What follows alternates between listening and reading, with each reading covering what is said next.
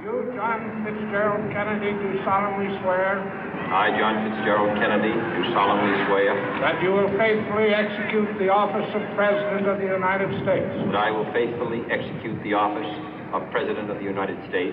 And will, to the best of your ability. And will, to the best of my ability. Preserve, protect, and defend the Constitution of the United States. Preserve, protect, and defend the Constitution of the United States. So help you God. So help me God.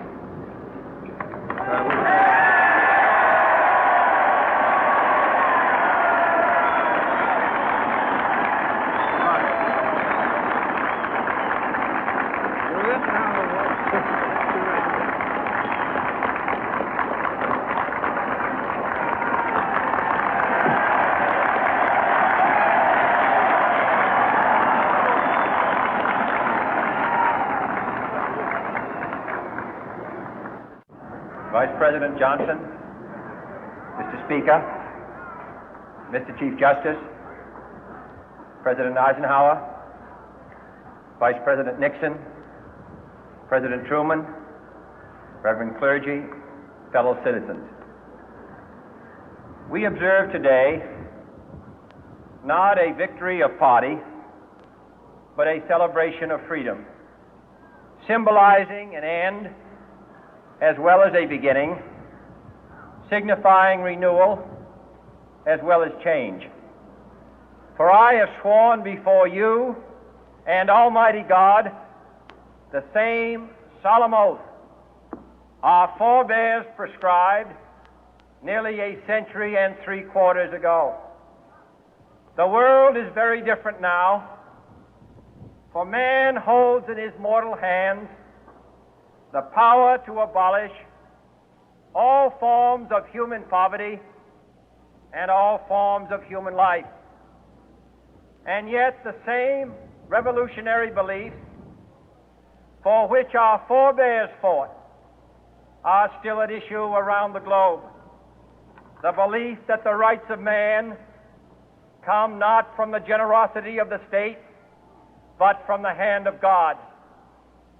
We dare not forget today that we are the heirs of that first revolution. Let the word go forth from this time and place to friend and foe alike that the torch has been passed to a new generation of Americans born in this century, tempered by war, disciplined by a hard and bitter peace, proud of our ancient heritage, and unwilling to witness or permit the slow undoing of those human rights to which this nation has always been committed and to which we are committed today at home and around the world.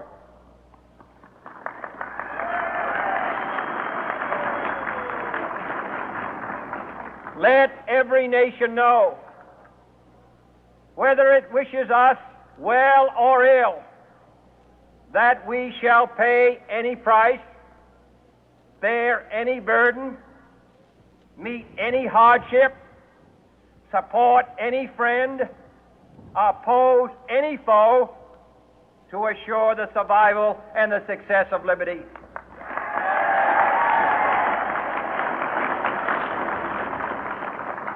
This much we pledge and more. To those old allies whose cultural and spiritual origins we share, we pledge the loyalty of faithful friends. United, there is little we cannot do in a host of cooperative ventures.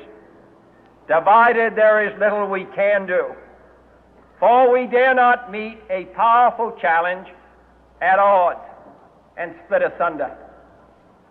To those new states whom we welcome to the ranks of the free, we pledge our word that one form of colonial control shall not have passed away, merely to be replaced by a far more iron tyranny. We shall not always expect to find them supporting our view, but we shall always hope to find them strongly supporting their own freedom, and to remember that in the past, those who foolishly sought power by riding the back of the tiger ended up inside.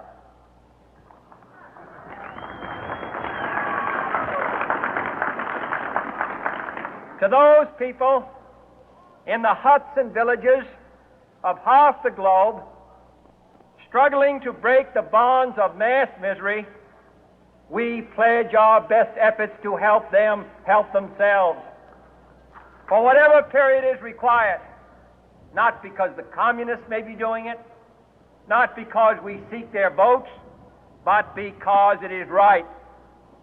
If a free society cannot help the many who are poor, it cannot save the few who are rich.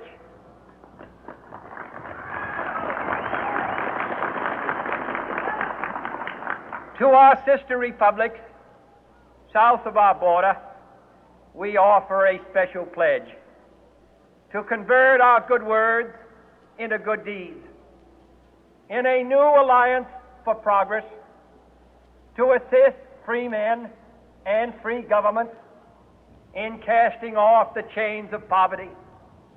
But this peaceful revolution of hope cannot become the prey of hostile powers. Let all our neighbors know that we shall join with them to oppose aggression or subversion anywhere in the Americas. And let every other power know that this hemisphere intends to remain the master of its own house.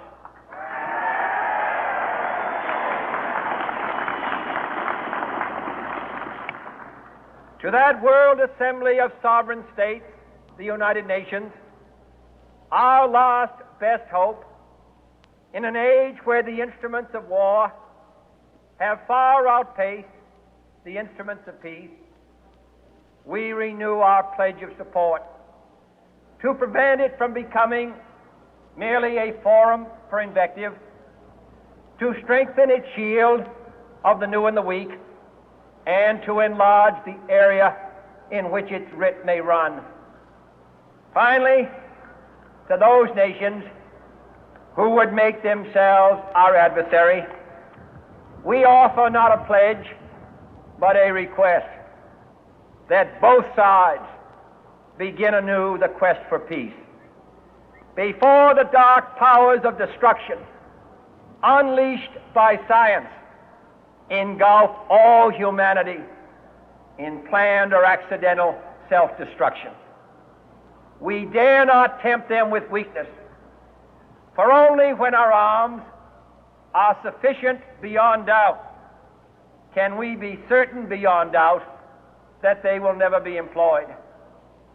But neither can two great and powerful groups of nations take comfort from our present course, both sides overburdened by the cost of modern weapons, both rightly alarmed by the steady spread of the deadly atom, yet both racing to alter that uncertain balance of terror that stays the hand of mankind's final war.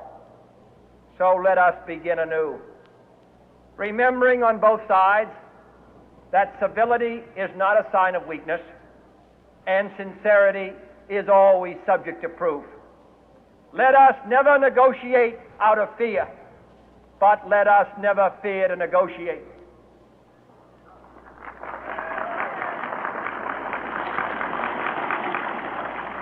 Let both sides explore what problems unite us, instead of belaboring those problems which divide us.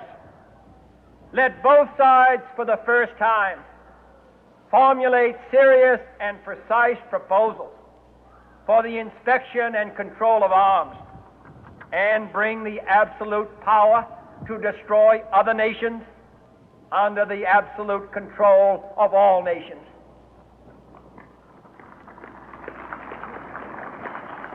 Let both sides seek to invoke the wonders of science instead of its terrors. Together, let us explore the stars, conquer the deserts, eradicate disease, tap the ocean depth, and encourage the arts and commerce. Let both sides unite to heed in all corners of the earth the command of Isaiah to undo the heavy burden and let the oppressed go free. And if a beachhead of cooperation may push back the jungle of suspicion, let both sides join in creating a new endeavor, not a new balance of power, but a new world of law, where the strong are just and the weak secure and the peace preserved. All this will not be finished in the first 100 days, nor will it be finished in the first 1,000 days, nor in the life of this administration, nor even perhaps in our lifetime on this planet. But let us begin.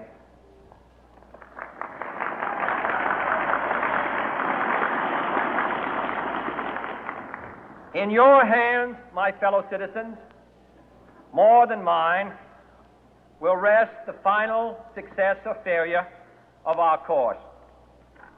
Since this country was founded, each generation of Americans has been summoned to give testimony to its national loyalty.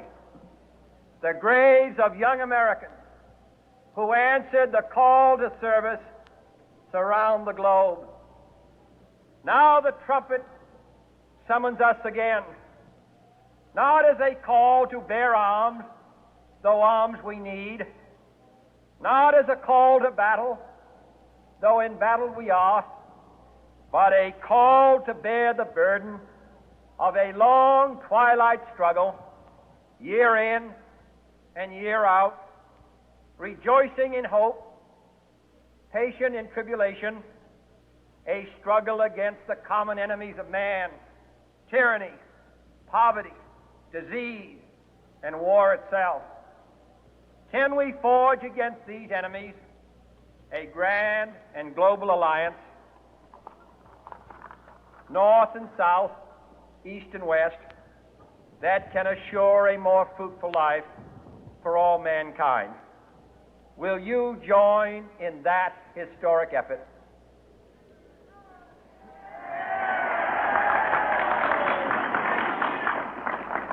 In the long history of the world, only a few generations have been granted the role of defending freedom in its hour of maximum danger. I do not shrink from this responsibility. I welcome it.